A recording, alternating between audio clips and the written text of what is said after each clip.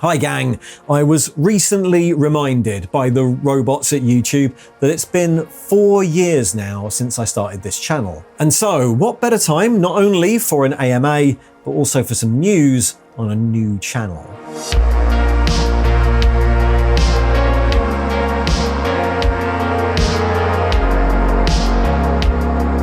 Hi everyone, so yeah, I've been doing this for 4 years. 4 years of being Arbeiterian, sort of, in which time it looks like I made about 280 videos. And at this point, between 20 or 30,000 of you watch these every day, which is not what I expected when I started this. Anyway, I thought this was a good time not only to do a quick Ask Me Anything style video, because those are often quite fun to do every so often, but also because I find that these yearly milestones are a good time to look at how I make videos, maybe organize things a bit better, and put in place some changes to the channel. Which is why there's now a second one. Yep, if you missed the announcement, there is a video where I go over it in more detail. The important thing to say is that Arbeiterian's Precinct House is now live, an actual second Arbeiterian channel. This is going to be the home for all the longer community videos like Tale of Four Gamers and Book Club, because apparently that is a better way to do it for the algorithm and will mean that more people get to see the videos. So first of all, if you can, please head over, click subscribe. Those videos will then keep appearing in your feed. There's a link in the thing below. That's the big change, but we're here for questions, so here we go.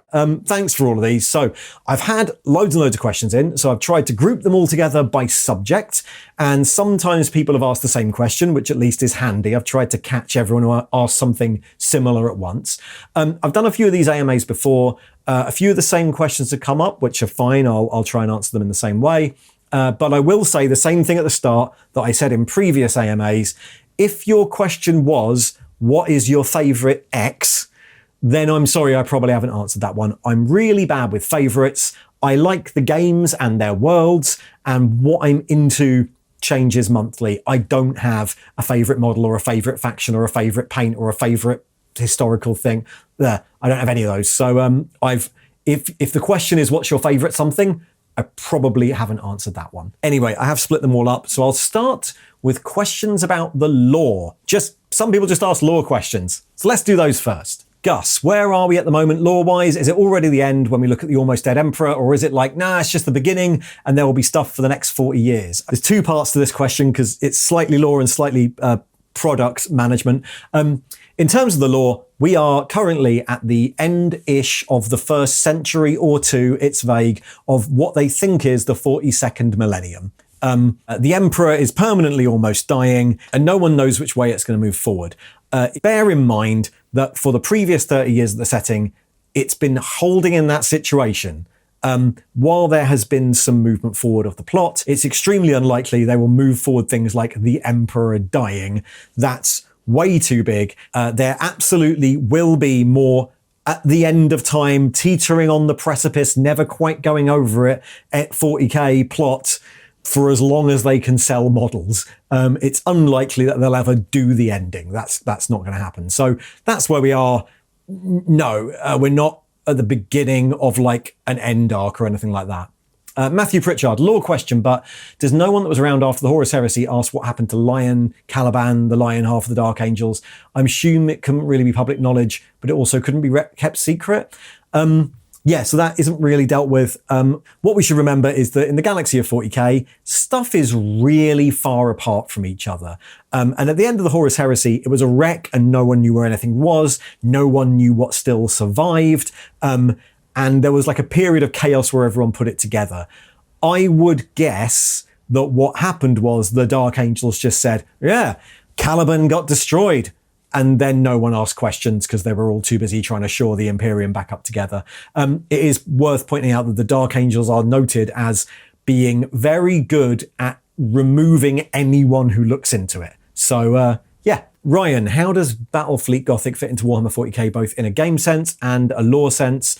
Possibly the same questions for Necromunda and Blood Bowl. All right, so this is quite a big one. Let's do the game first. In the late 90s, Games Workshop started releasing essentially summer box set games with smaller ranges that were designed to support their main game and basically cash in on like a kids buying for their birthday and Christmas market.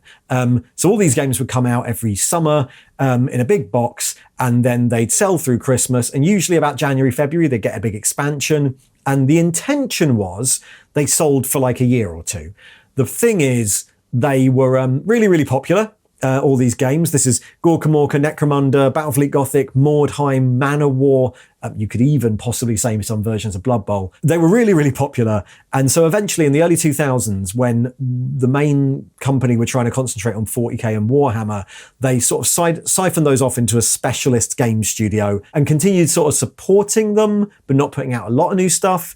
And then eventually the main company were like, this is just a drain on resources, and cancelled them all. Then years later, starting around 2016, 2017, with new management taking over Games Workshop and with their capacity to manufacture increasing massively, they decided to reintroduce them all. So that's why we've now got Necromunda again, and we've got Blood Bowl, and we've got others. So that's their like product history. Battlefleet Gothic is essentially a naval war game, and in terms of the fluff, all of those are set within the worlds of Warhammer or 40k. Battlefleet Gothic is essentially set during the 12th Black Crusade of Abaddon the Despoiler, the Gothic War, which is where he gets all the Blackstone fortresses, which then, if you're familiar with current 40k lore, is what he uses in the 13th. So that's what Battlefleet Gothic is. It's like a old-fashioned naval war game. In my experience, it's quite a slow game, but you know, that's what games were like then. Big boss, nothing particularly special. 1, do you think Ra Endymion is dead? 2, do you think he might meet with Constantin Valdor? I don't think they'll meet. They're two very different story arcs. I think the end of the Ra Endymion arc will be the next Black Legion book, if we get one of those. Aaron Dembski-Bowden's Black Legion series has just got to the point where Abaddon leaves the Eye of Terror for the first time and goes to find Drak Nien. That is presumably the next book. So I think that's where you'll see Ra, and that plot will wrap up. On the other hand, the only mention we have of Valdor in any way in the 41st millennium is in the Bequin trilogy. Again, we're waiting for Pandemonium, which is the only thing that's mentioned him. Those are like 9,000 years apart. I don't think they're meeting again. They're just both going to be wrapped up. Right, here's an interesting one. Liam says, do vegans exist in 40k? Is there canonical evidence for their existence? If not, what would you add to the literature to make it canon? Right, so the simple answer is no. As far as I'm aware, no, there isn't any mention of them. But I actually think it's much simpler than that. The Imperium's really weird, right? In that it's a blend of being ultra pragmatic to the point of horror. And then that's mixed with decadence or stupidity just there because it's more convenient. So for example, you have trillions of people living in abject poverty eating nutrient paste, while the nobles, who are all decadent and horrible, gorge themselves on the best pigeon stuffed in a partridge stuffed in a peacock, just like Henry VIII or something. So first, I think it's probably more likely that an awful lot of the Imperium already kind of are, a bit like the Middle Ages really, where most people couldn't afford meat. Like most of the time when we see agri-worlds, they're crop planets. There are a few we've seen which are like cow planets, but most of them are crop planets, which means that if you're like random person in a hive world and your diet is like nutrient bars and things like that, and you're not in the sort of place where it's corpse starch, then it's much more likely that that nutrient bar is probably like fortified plant matter from the planet 2 planets over. And then that's used as a counterpoint to these like decadent nobles eating like quarts of Middle Ages quarts. Whenever you see that food portrayed, it's like portrayed as unhealthily sweet and decadent, right? So I think practically there's probably an awful lot of the Imperium that functionally don't eat animals. In terms of actual veganism, like we might see it, difficult to say, because what veganism is people with the luxury of choice choosing not to eat things that cause more harm, and most of the people we see in 40k don't have the luxury of choice because they're in a war zone. Veganism is fine with the idea that if you have nothing else to eat, you eat animals. It's just like, if you don't. So there's a reason why you wouldn't really see that in 40k. Having said that, if they did introduce that concept, I doubt it'd be a big thing, but I would imagine you'd do it as like a religious sect that believes something, because there's loads of various imperial religious sects. So yeah, that's where I think we are with that completely unneeded bit of 40k lore. Matthew Craig, do you ever wonder what an Imperium that works might look like? A happy hammer? Would everyone be Wombles? I think Womble Hammer 40k is fine. I think that's a great idea. The reason you can't get that is that the point of 40k is that it's horrible, right? 40k works really well as an anti-war war game. Everyone's at war, but also all the factions are horrible, and it's never ever described as anything other than this is always bad. Wars are never really described as heroic in 40k or simply fighting the good fight. They're always like horrible and corrupt and bad. So if you have a nice Warhammer, in theory it would have no war, which would stop it being a war game, right? And if you have a nice Warhammer that does have war, then you're basically doing flag-waving patriotism, which is not what Warhammer is at all, because then you have to have justified wars that are good. And yeah, that's not very 40k, is it? Okay, next up is all the questions that are in some way about how I make the channel. So, Captain Carl and Entropy did questions which are somewhere around what made you start the channel, and if the pandemic didn't happen, would I still have done it? I don't know. I started the channel because in lockdown I was watching lots of YouTube, and I was watching lots of Dungeons and Dragons videos and a fair amount of Warhammer lore videos, and I came across some Warhammer lore videos by certain lore creators that were absolutely horrific, not in their inaccuracy, but in the way in which the politics around their inaccuracy, should we say. And so partly I was like sitting there going, well, I've got all the equipment and I could do that.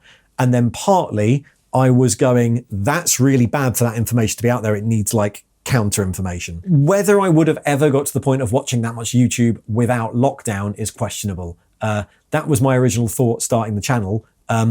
It's one of the reasons I very deliberately put the fact that I'm a hobbyist on the channel, but I might not have done any of it if lockdown hadn't happened, really. Andrew says, has your day job allowed you to see any amazing professional speakers that you took something away from? Lovely Sympathy says, you mentioned your background in the event space has helped with production of your YouTube videos. In what ways do you think it helped the most?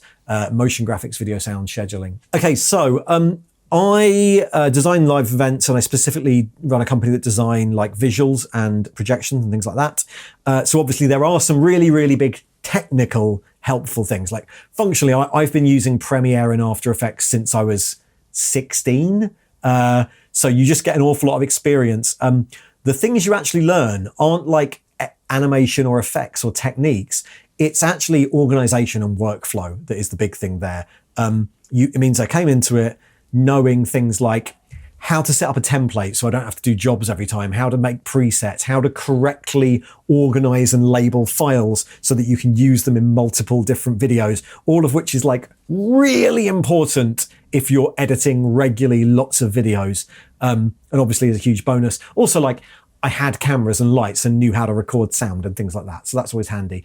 I guess I don't really do many jobs which involve professional speakers. I do a lot of jobs that involve actors. I also do a lot of jobs where I have to teach people how to use stuff or show people what I want them to do or explain what I'm doing and why. I've also lectured a bit, so I imagine all that might have something to do with it. Also, obviously, I work in mediums where storytelling is a big thing. You know, the structuring of facts so that they have a build and a setup and a payoff and they're interesting to listen to. So, yeah, I imagine, although I didn't really think about it at the time, all of that might have been useful. A few questions here. How do you make your videos and what's changed over 4 years? What's the average workflow and timeline for a video from research to hitting upload? And do you consider this to be hobby time? That all really depends. Writing the videos is very vague and can be quite stretched out. I tend to start a lore video by picking one source I already know and using that as the structure. And then I'll go and read up all the other sources and copy in information I didn't know or I hadn't included in the first bit. And then the last step is like to check something like Lexicanum just to make sure there's nothing that has been published that I forgot. And then I can go and read that and fold it in. If that's a video with just like basically one source, I could do that in an afternoon. You know, you read it so you know it, and then you read it again while taking notes. Right, halfway through that answer, I've moved to the side and got a cup of tea so I can put future questions up here. Anyway, yeah, so writing is a bit of a movable feast. Short videos can be done quite quickly. Long videos could take me a couple of days or could take a month. I will tend to write videos often when I'm traveling a lot, because again, I travel for work sometimes. If you're spending a lot of time on a plane or in an airport or on a train, perfect time is just like type away and read up on something. Writing is often the case of like, either I need to do a video that day and I will write it from a source, or I've got loads of videos all semi being written and blocked out at the same time that sort of just become ready as they do. Editing is a much more clear process. I record on a Blackmagic Ursa Mini 4K. It's a bit of an old one now, but it works. I edit in Premiere Pro. I do all the effects and movements in After Effects. The recording I do on a little auto cue to the script that I've written myself. The auto cue recording is really quick. The editing process is really fast because I know what I'm doing. You're just editing out my mistakes, really. And the bit at the end where you just do all the animation and effects and titling, again, tons of templates. So that's all done relatively fast. The thing that takes the longest time is getting B-roll and imagery that is correct for what I'm saying. I like to use a lot of images which are the right thing for exactly what I'm saying. I do not like, which you do see quite a lot on YouTube, people just talking around a subject while they put any old footage on the in front of it. So finding that's the bit that takes the longest. Generally, I could, if I want, record in the morning and have a video done by the late afternoon, I guess, depending on the video. Again, I don't tend to actually do it like that. I record 4 or 5 videos at once, and then I edit them when I have a second, and I, finish them off when I have a second. So I'll do them in batches. Book Club, Tale of Four Gamers, much, much, much faster. Both of them we record almost in one take, do minimal editing, add a few images, and they're done. Couple of hours for the video once we finish recording, if that. In terms of hobby, whether they're still a hobby, the reading I still consider a hobby. Like all the reading stuff and, reading novels as background, I all consider that quite fun. The editing is definitely more like a job. That feels more like a job I do. None of that has specifically changed in 4 years, other than everything getting a bit more efficient and me starting to use a few different plugins, different cameras. This has mostly been the case for the last year and a half or so. And I think the equipment's fine. I might upgrade microphones, but I think it's pretty much okay. JD, which videos or series has been most rewarding or fun to put out there? That's an interesting question. What's really rewarding and keeps me doing this is the fact that people like what I'm doing. Or when I feel like something has been said that no one has put out there before. At the start, the 2 examples of that are some of the retro history videos where the point was very much to go, this is 40K, it changes a lot, this is how it's changed. What's nice about that is that didn't exist in the law space. The closest was maybe Codex Compliant, which was around, which is really good, where they took a book and went, this is what an old book was, this is how it worked. What I like is that since then, Snipe and Wib doing it, me doing it, a fair amount of channels have started doing similar things. Even on some of the wikis now, they put in like real world background, which is good because when I started the channel, one of my problems was with certain law tubers portraying 40K as this closed system where they knew everything and everyone else was wrong. And so it's useful that now talking about how the hobby has changed, maybe in a slightly nostalgic way, is a bigger thing online. So it's nice that that got recognition.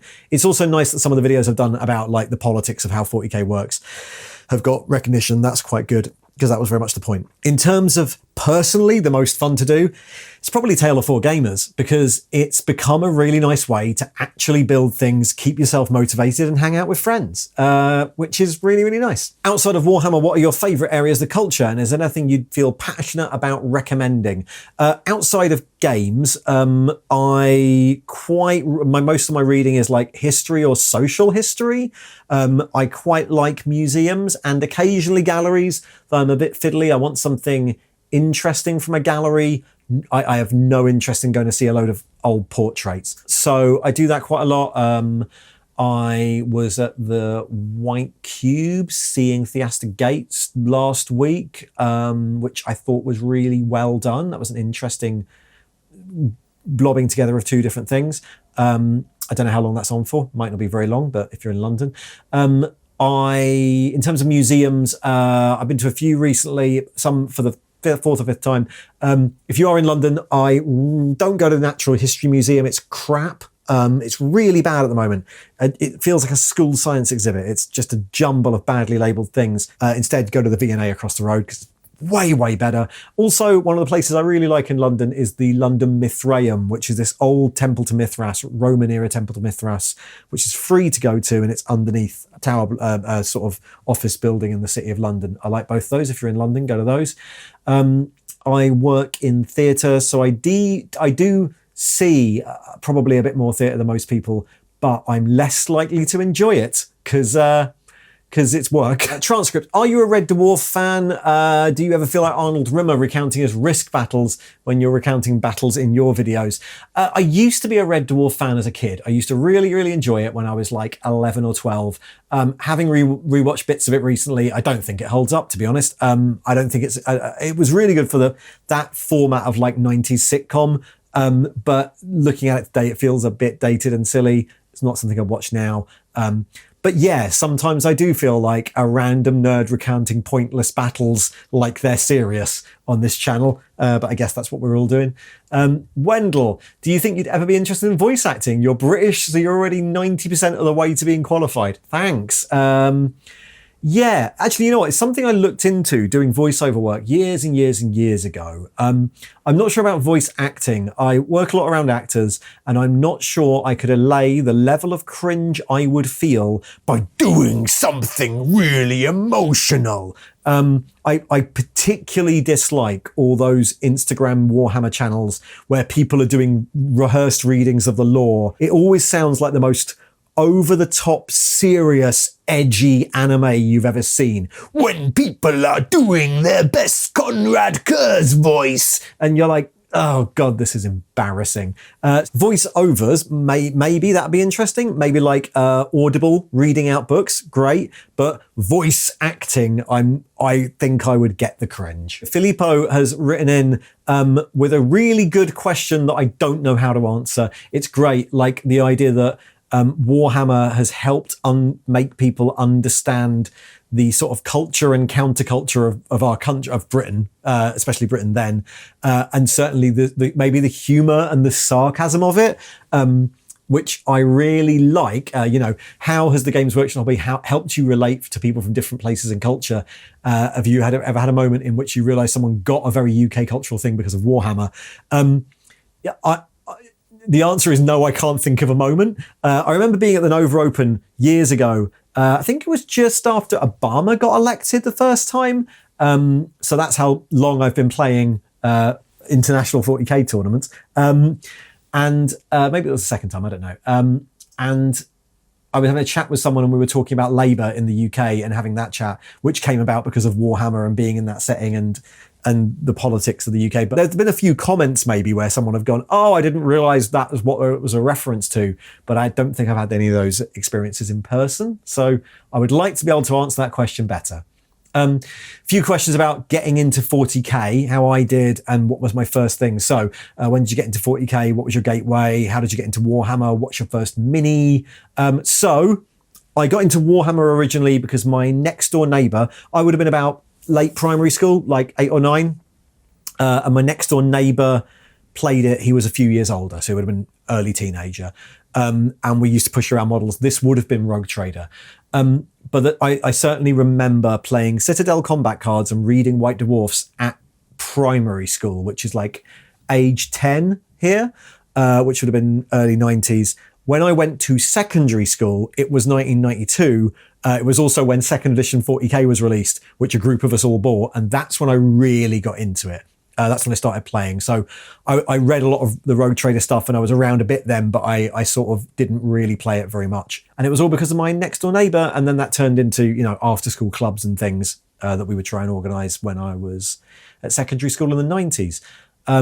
My first mini I bought myself. I think I was given some models by my neighbour. The first ones I bought myself, I went to the local tiny little Warhammer and nerd shop in Strood, Kent, which isn't there anymore. Strood, Kent is there anymore. Don't go there. The little shop isn't. And I bought the epic Orc and Squat Warlords box, which I thought had bigger models in it, and I was disappointed. But I painted them up and used them anyway, and did end up playing epic with them. and that's it. The first army I actually built for like 40k, I think was Chaos Marines, mid-90s Chaos Marines. Yeah, I painted them as word bearers really badly. Okay, lots of questions about like the state of 40k and any sort of changes you'd make to it. So, where do you see the current lore going in the next 5 then 10 years? How do you feel about Games Workshop's switch to an advancing in world narrative? Do you think they can keep raising the stakes indefinitely? Opinions on the Ark of Omen series and where the current modern setting is going? I think the plan we're seeing is the plan for narrative, which is pretty simple. They've now got an advancing timeline, but that advancement is mostly characters returning or appearing, new threats emerging, which builds a new war zone, having 3 or 4 war zones going on at once, and then you can sort of wrap up one with a sort of, a new viable option for the future of the galaxy, and a new one pops up with a different enemy over there. And I think that's the plan. I don't think there's any bigger plan than that. Things can keep failing, or maybe this big failure will mean that this event happens, but fundamentally, the Imperium isn't going to change. Like, the Emperor's not going to wake up and start and solve the setting. So I think that is the plan. Every few years for a new release, they'll do an event like Arks of Omen. Again, it introduces a new enemy, it introduces a new faction, a new way of doing things, and then it sort of becomes something that is just ongoing until eventually they wrap it up. I think that's a sensible way to keep your game going while allowing opportunities for people to write stories in it. Vashtor, I think's a nice idea. It's something that didn't exist in the lore before, like above demon and below god, you've got this thing that is trying to become one of the others. So there's all these other forces. And I like how it's been tracked through Heresy, so that in Heresy there are 8 Chaos Marks and one of them is the machine one, which I quite like. I wonder if that might come back into 40k eventually. So a couple of questions about the Henry Cavill Amazon project and live action. Do you think they can pull it off? Should they stick to high-end animation like Astartes or the secret level thingy? I said in one of the previous ones of these, with my limited experience of that industry, I've worked in it a little bit. It's lovely that they've signed a contract with Amazon, and it's lovely that people seem to be interested. And that's great. We don't know what it's going to be. We don't know how long it's going to be. And the fact they've signed that contract might not mean it's still, again, it might not get made. Amazon could do it, write it all, and find nothing that they think is going to sell. And that's that. From what I understand and can vaguely guess, they have signed a contract that means Amazon now know what their rights are in developing a series based on it. Now it's up to Amazon to decide and Henry Cavill's producers or whatever, to decide what they're going to make. And at that point, they might decide if that's viable to make. We're still a long way off. Whether it's live action, I don't know. I think the thing I think would be really useful for it would be to treat it like a major sci-fi franchise, or fantasy franchise, and give it the sort of thing that we see when we look at stuff like Game of Thrones or Band of Brothers or those sort of premium TV series. I think would be a good way of doing it. I think that's the only way you can get the required level of interpersonal drama to keep it interesting for a long time. I personally think Astartes and Secret Level are both very good action scenes and extremely good examples of basically a video game trailer.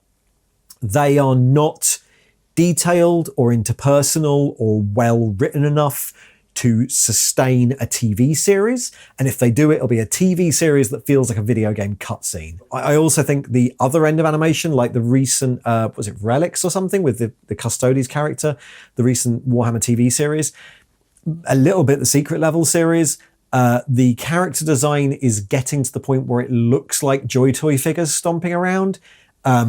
I didn't think they were particularly well made. I thought Secret Level was interesting, but it's a bit nothingy.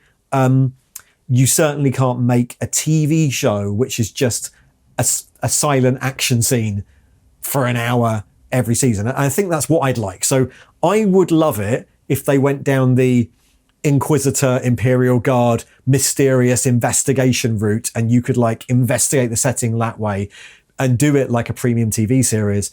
I would rather they didn't take it down all the action all the time half-hour animation format. I think that would be bad. Simon says, Do you think the computer games, card games, shows and videos are positive, or do you agree with the idea that they're diluting or dumbing down the deep lore of the universe? Having said that, like, I don't think there's anything necessarily wrong with making things like Astartes or Secret Level or that sort of thing. Yeah, they're not very deep, but they work fine to introduce new people to basically a video game. I don't think it's wrong that a piece of media exists set in 40k that does, like, Ultramarines having a fight. That's not bad. The deep lore of the universe is still there. Obviously, it would be lovely if a new TV production went into a bit more depth. But also remember that stuff like the Calixis Sector or the Coronus Expanse from the Fantasy Flight but game books are spin-offs, but they are some of the deepest and most detailed lore set in 40k.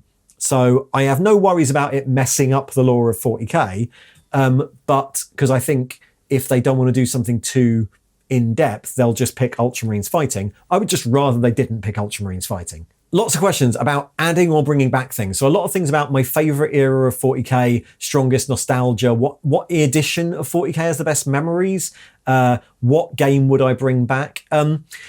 Difficult, because I like different things about different eras. I would love to say the 90s. It's fun looking back on it now and very nostalgic, but the actual gameplay I remember doing in the 90s as a teenager was not great. For 4th and 5th edition 40k, that was probably the longest time that I was regularly playing 40k for fun with a few fun armies. I used to play regularly against a few people, including Gary, who's from Taylor 4 Gamers. We used to make photo battle reports for Daka, the forums, which is still up there under Arbeiterium, which is where I started using that name. That was fun. That's probably the longest time I've consistently played just 40k for fun as my primary game. After that, Heresy came out and I sort of switched to Heresy because 40k got really weird in 6th and 7th edition. Then I played 40k again in 8th edition because Heresy stopped being around. And then by the time 9th edition came out, Heresy was released again and I went back to Heresy. So yeah, difficult one. Favourite edition of favourite game? I think in terms of actual gameplay, 4th edition 40k and 8th edition 40k were really good and had the right balance for me of complexity and simplicity. In terms of all the old games I'd like to see back, you know what? I really would like to see Gorka Morka. I think that would be genuinely fun. But probably there was also a period where I was playing a lot of classic Necromunda in maybe the early 2000s before they revamped it. That was really good as well. I'd like to see some of those come back. I would happily see Gorka Morka, maybe Man of War come back. They would be fun. A few questions on, is there anything from Rogue Trader or Oldhammer or an old faction that you'd like to add in that hasn't been there, and why? Zotes. It's Zotes. Maybe Slan. Magic Space Frogs are a good thing, and Magic Space Centaur Lizards are even better. Zotes or Slan will both be really good. That's my selling point. Zotes, I think, might actually serve as a really good narrative development. The thing about Zotes is that in Rogue Trader, they were servants of the Tyranids, and then in a little bit of later lore, they became escapees from being enslaved by the Tyranids. And I like the idea that the Zotes in 40k are still around, and they know secret knowledge about the Tyranids, because the Tyranids can sometimes feel like a sort of end game. Like there's no personality, there's no point fighting against. They're gonna win. No one can stop them. There's too many of them. All that, and so having the Zotes be like, oh, but we might know something, might be a useful thread to sort of make that a bit more of an interesting story. But yeah, I think Zotes and then Slan is what I'd reintroduce properly. I know there's a Zote in Blackstone Fortress, but it doesn't do much. Krork says, Gimroku, Krork, bring them back in some fashion a la the Primarchs, or leave them a mystery. No, leave them a mystery, dig up the Zotes. I'm a newcomer, Melissa says, I'm a newcomer to Warhammer, but it seems like a lot of the factions are getting both lore and gameplay updates. Who hasn't gotten one yet that you think should be next, and why? Right. So the way they do this, they go around in cycles and they do lore updates by building a new war zone in which they try and incorporate some people and just give them a slight advance to a bit of their story, which then doesn't go anywhere for 5 years, and then do a little other advance to a bit of their story. Gameplay updates obviously come for balance. 40k is an absurdly badly balanced game, so now it's mostly for the myth of balance. But yeah, that's how that works. Another person has asked your thoughts on the Inari, and I think that might be a good candidate for the next one, because they're a really interesting idea as a faction that haven't really got much since Gathering Storm, and they sort of don't know where to take them. So that would be an interesting next faction to update, I think. Okay, 3 questions here, all of which are on the line of, if you were able to commission a new Black Library series on an event, what would you do? Obvious one's Badab. That'd be quite a fun one to do. You could go a whole series on that, but there's a lot of points of view. I quite like the idea of exploring, a la War of the Blit Beast, 10 books, exploring one of those things you've heard about from the background but have never got into, like Nova Terra Interregnum, or maybe the Age of Apostasy. Recently, there was a Steve Lyons Deathcore Vrax novel, which I read, which is really good, but it sort of felt like it should have been a trilogy. It sort of took various characters and showed you snippets throughout the war, which is a nice way of doing it. I liked it, but I would have liked 3 or 4 books in that series. So I'd like them to take something like, Nova Terra, Age of Apostasy, War of the False Primarch, and flesh out that. That'd be really nice. Which Primarch that has not yet returned would you like to see in 40k? None of them. I dislike the Primarchs returning.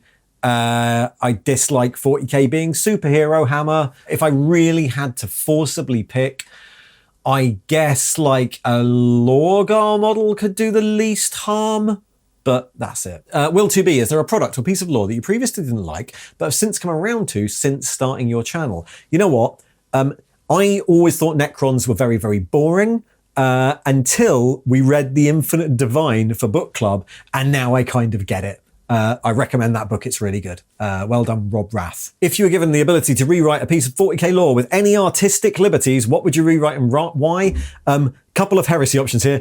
Any of the Salamanders books, they're boring as fuck, and I think they could do more interesting things with it. Especially the Salamanders, vaguely in the heresy, got involved with the Cabal's plans, and I think both of those arcs could have been written better. I also think the Prospero Burns, I really enjoyed the Prospero Burns Tale of 1,000 Suns 2 books for Heresy, but I think the weird out of it was Tzeentch manipulating the Space Wolves all along and not the 1,000 Suns is a bit awkward. The splitting of Magnus into shards is also a bit awkward. It gives you a reason, I suppose, why they turned traitor, but I feel like you could have been doing it earlier. I feel like they could have had a bit more of a tragic story if they had been the people trying to manipulate the Space Wolves, and then that meant that when it was revealed, they ended up turning traitor because everyone went, "Oh my God, you can't do that," and that would have been an interesting way of doing it. I don't know. I wasn't happy with. I didn't think that was very well done. Have you read Dawn of Fire, and what are your general thoughts on it? Does it do a good job moving the setting forward? Thoughts how the setting can be moved forward in a more meaningful way? I've said above, if you mean meaningful way as something massive actually changes, like the state of the Great Rift, I don't think we're getting that anytime soon. That's not going to happen. Or the war ends, or there's a big conclusion. That's never going to happen. I think Dawn of Fire did a good job, actually, of explaining a period. I like the fact that it came, we'd already seen the end of it, what's it called, Dark Imperium series. I enjoyed the books. I didn't think they were the best. Sometimes they get a bit samey. It becomes a big MacGuffin hunt again.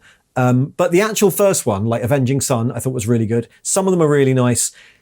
Some of them are a bit cliched, but as a series intended for new people, I found the Space Wolves one a bit boring, but as a series intended for new people, I think it actually did a really good job of fleshing out the new setting with Primaris Marines.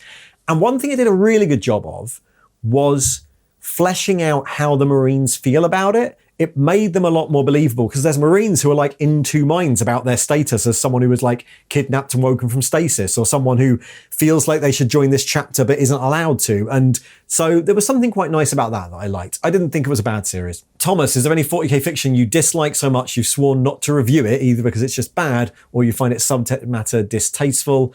Damnation and Pythos level bad. Yeah, that is bad, and I won't review it. There is a constant thing to me is like, should I read the CS Goto novels? But, you know, it's just one of those big talking points that I have no interest in talking about.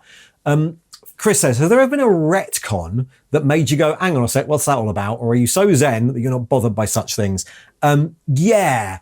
The one I'd pick is Faith Working. I don't like it. And it came with like one of the more recent Sisters releases where I think maybe 8th edition era, where they had to start being, maybe actually it started before that with Demonifuge and Ephrael Stern. The idea that faith works in the Pariah Nexus because it comes from within you, I think is a bit too superpowered. I liked the idea that faith worked because it's a bit of a warp managing delusions. Psychic power is manipulating the warp. Everyone has a little bit of a warp connection. Therefore, if you desperately believe in something so much, even if it's not true, then collectively, a bit like orcs, you can manipulate the warp and some miracle happens. That's great because it allows you to have faith, but also sort of puncture it as well. So all these Sisters of Battle feel like kind of hypocrites, which is a great way of portraying the church. That's a lot more satirical. And then when we got to like Ephrael Stern and the Pariah Nexus, you end up in this world where when they're then cut off from the warp, faith still works because you're marshalling your inner belief. And I think it's a bit Disney. I don't like it. I think they would have been better as just outright hypocrites. Gameplays. Intent Chef says, what do I think of 10th edition? And Robert says, what do you feel about Legends units in casual or competitive settings? Is it a good way to keep old minis usable or are they unplayable? Right. I have played a little bit of 10th by this point because we've been doing Combat Patrol and I played some of the starter games. Actually, I quite like it. I go into this more. If you go and look at the first video on the other channel, Tale of Four Gamers, we go into what we thought about our first games of 10th edition. I think it is the weight of game I quite like the complexity of the rules and the way in which it's very simply written and its way of thinking about things is quite a nice game. It takes away a lot of granularity for a board game-esque way of playing, which I like. The flip side of that is it stops feeling like a bloody war game, which I dislike. And it's not about optimization and choices. There's no advantage to building an army that feels like an army. There's no advantage to building an army that has large troops units that have to then deploy properly. Everything is just take the best things and clump them up behind L-shaped terrain, right? And it doesn't feel like you're maneuvering a war game. It feels like you're playing checkers. And that's fine. That makes it feel like a very forward-thinking board game. It feels like a board game or a video game. But it doesn't have that sense of like a narrative recreation of something that feels like a battle anymore. So yeah, I'm in two minds. I like the level of complexity. I do not like the way in which it feels like a simplified board game now. I don't know if I take it back though. Like Heresy's the flip side of that, and Heresy sometimes is just too much. Heresy specifically works because there is a huge social pressure to not abuse the system, and I don't think that's possible in 40k because 40k for so long has erroneously, stupidly been seen as a competitive game. It's a terrible competitive game. Again, similar things about Legends units in casual and competitive settings. I mean, I've played tons of 40k tournaments over my time. It doesn't work if you take it too seriously.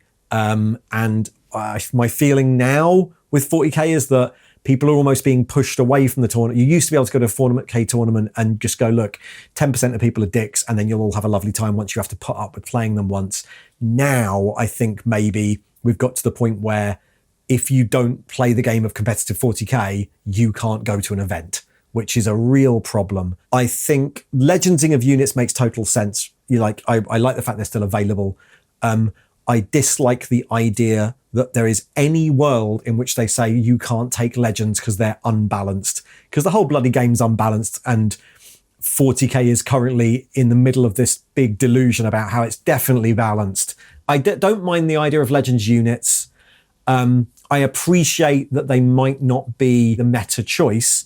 I really dislike the idea that no one's letting you bring them out of some perceived idea that they're now uncompetitive or unbalanced and that will ruin the game. I think that's not true and a bit of a delusion.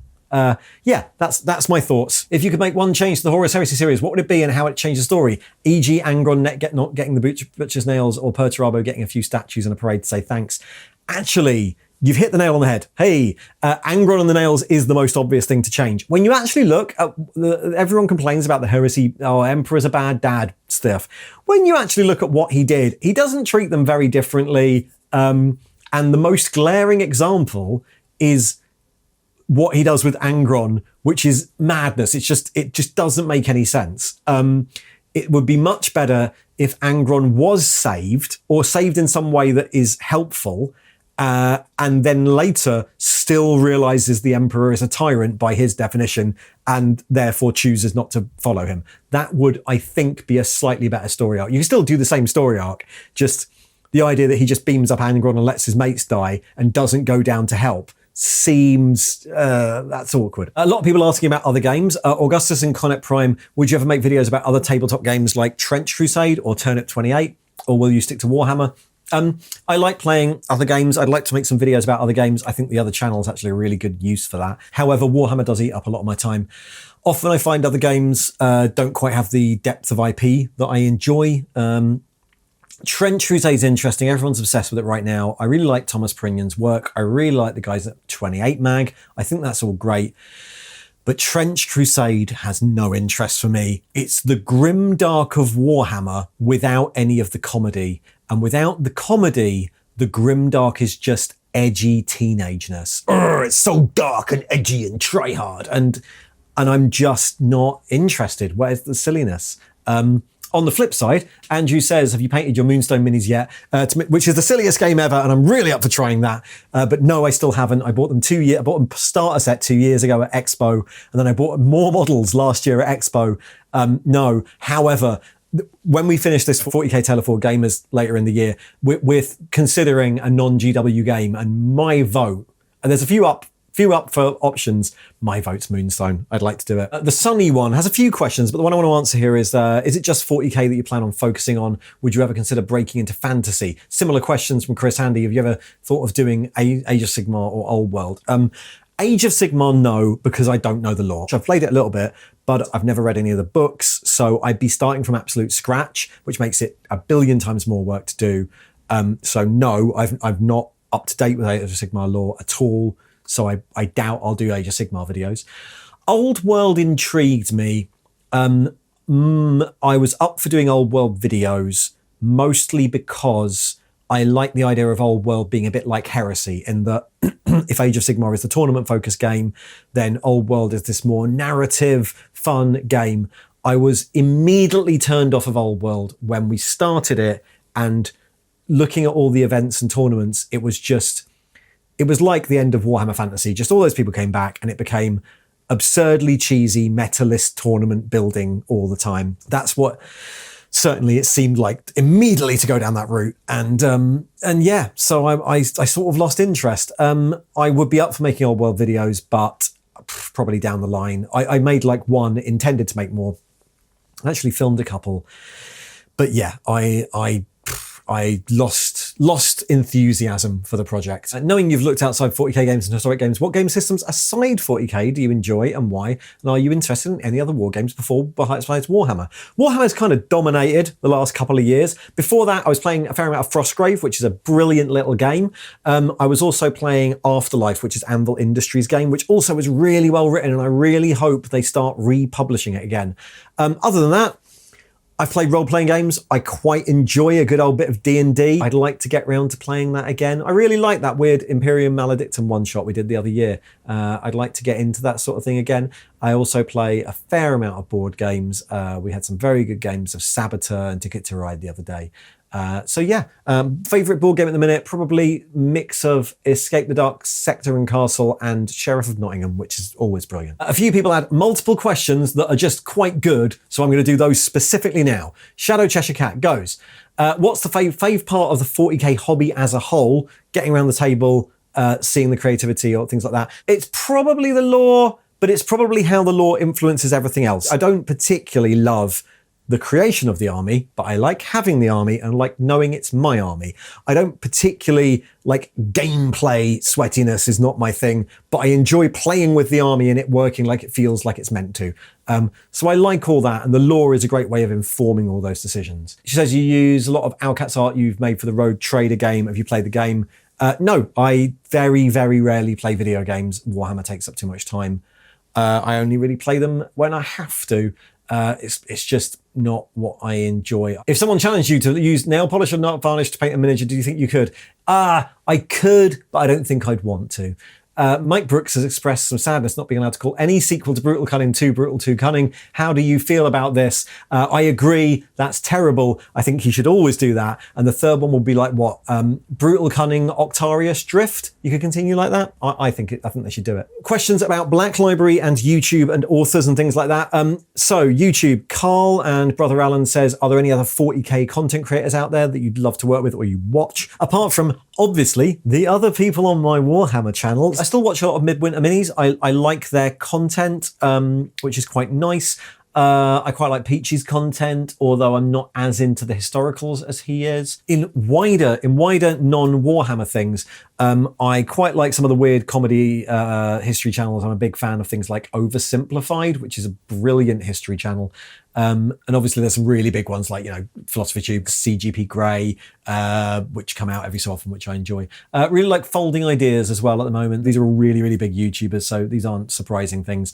I've also been watching a lot of Trash Theory, which is like YouTube music documentaries in the style of the old BBC music documentaries, which is quite nice. I don't know if there's any content creators out there I'd like to work with. We were talking about maybe...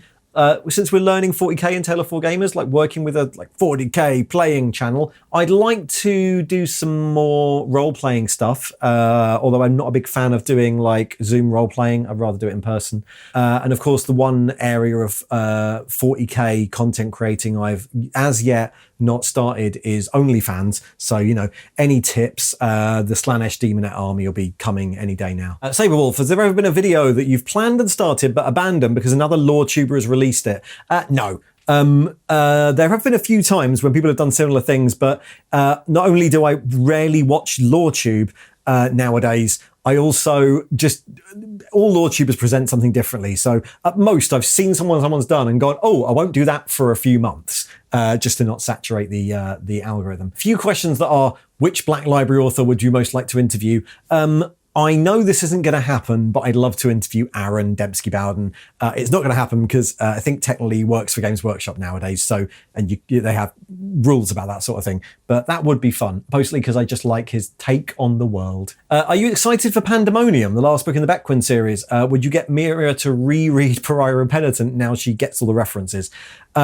I am excited. I'm eager for that to come out so we can finish that trilogy. However, I don't think we're going to reread them for a while. We've got too many other books to read. Any chance of a Drunk Heresy podcast with Quipster Nerd, where you both just nerd out about the Horus Heresy together? I used to play D&D with Quipster Nerd, but I haven't seen him for ages, actually. But I don't think he's a big drinker. I'm pretty sure he's not a big drinker, so I don't think there's a lot of chance of that happening. Keith, I appreciate most of your focus has been on Black Library and Forge World books, but what are your thoughts on the old Warhammer Monthly comics?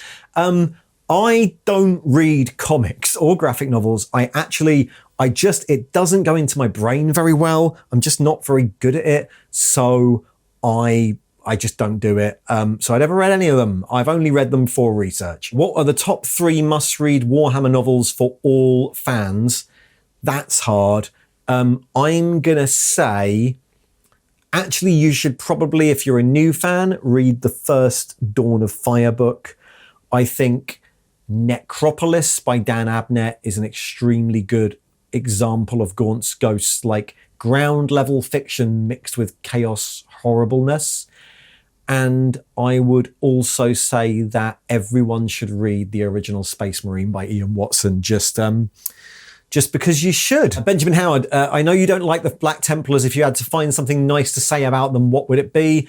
They certainly add some grim to the dark. Macariel, right. It's quite rare for a Warhammer or lore YouTuber to organise events like you've started to do with the Tale of Four Gamers podcast. Was that always planned, or did it just happen? Were you worried that it will go horribly wrong? It was not always planned. I think when we started doing A Tale of Four Gamers, it was quite fun to do. And then we were thinking about ways to make it have a purpose. So we were building these armies. When we did our very first Tale of Four Gamers, we did it because a friend had already organized an event for us to finish with. So it felt like we were building towards something. So then we were like, well, if we're going to do the Horus Heresy, we should have an event, and therefore we should use that as a way of publicizing Tale of Four Gamers.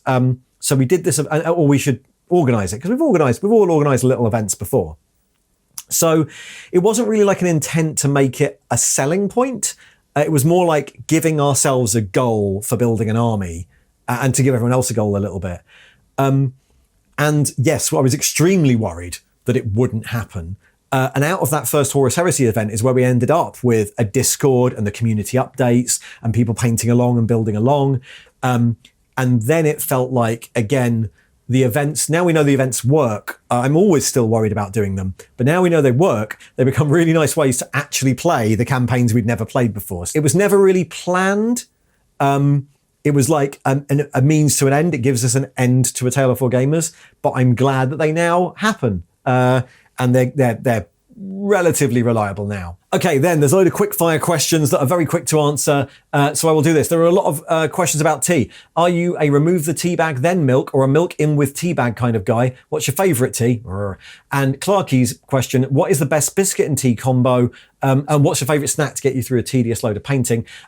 Okay. My favourite tea is probably a good Lapsang Souchong, but it's hard to find a good Lapsang Souchong. I also like a nice, simple Sencha green tea. I would most of the time, though, be drinking Yorkshire tea because it brews in 30 seconds, and that's the most important thing. Obviously, the only good way to make tea is you put the tea bag in, you put the water in, then you let it brew, and then before you take the tea bag out, you put the milk in, and that way you're not going to accidentally have too milky tea or not tea enough tea. You can always keep going. That's the only way to do it, otherwise you run the danger of wrong tea. My favourite biscuits are classic biscuit is a bourbon cream, best biscuits.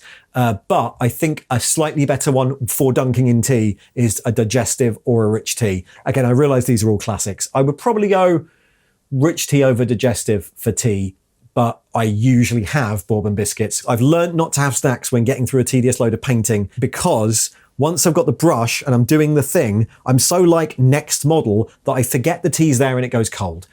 So I don't tend to do that. I will have a cold drink near me, and I might stop painting to go and drink some tea. Darth Cheese, what would you rather fight? A duck the size of a bloodthirster or 5 duck-sized bloodthirsters? Obviously, a duck the size of a bloodthirster. I would prefer a rogue trader-sized bloodthirster, but fine. The reason for that is that ducks are stupid, and a duck the size of the bloodthirster is still stupid. Very fast one here, Asparagus, sorry about this. If you as regular human Ian were forced to be transported to the 40k setting right now, where would you go and how long do you think you would live? The answer is not long at all. I would die, because they don't speak English or Latin. It's another language that I don't know, so all of my lore would be useless. Exacto Boy has said, I once stated I'm not a fan of the design of the Warlord Titan. Please elaborate. It's very simple. The Reaver looks meaner, and I think the Warlord looks a bit dopey and stupid. The Reaver looks like a terrifying construct. The Warlord, I don't know, it looks a bit like a big guy. Nameless, does the Emperor protect? The Emperor occasionally protects, but don't rely on it. Barmin, what's your favourite Xenos faction?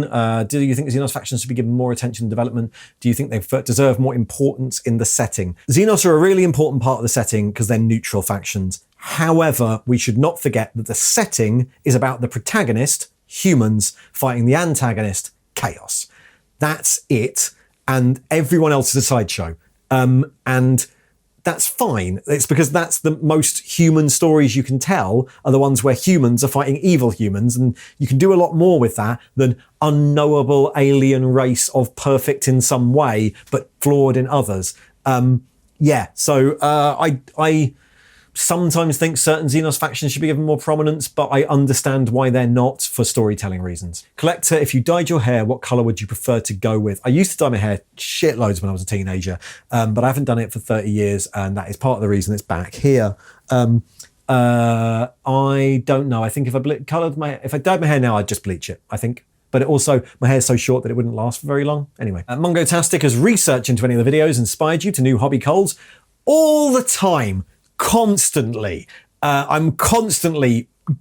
giving myself and then forcing myself not to do new hobby goals because of researching these videos. I couldn't even pick out an example. And then finally, Jose says, why are you so awesome? And my answer is, because I got to the end of this. Yeah. Thanks, everyone. What a lot of questions. I hope they have enlightened you in some way. And normal programming will resume next week with some lore. As I said, go and check out the other channel. Really do. Please subscribe to it, because then you can see things we make. But until then, I will see you next time. Thanks.